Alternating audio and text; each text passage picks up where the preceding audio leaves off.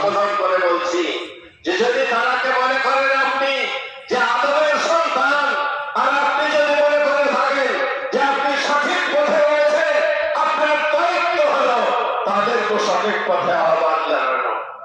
ফলে আমি মনে করি বিশ্বে যত মানুষ আছে সবাই এক পরিবারভুক্ত, ইউনিভার্সাল ব্রাদারহুডের অন্তর্ভুক্ত।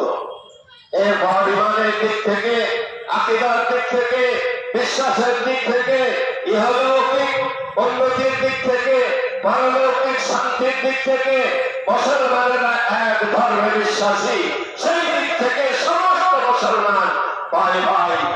আল্লাহ পাক বলেছেন ইন্নামাল মুমিনুনা ইখওয়া, ব্রাদার ইসলাম। তাহলে আমরা যেন ছোটখাটো বিষয় নিয়ে সংকীর্ণতার শিকার হয়ে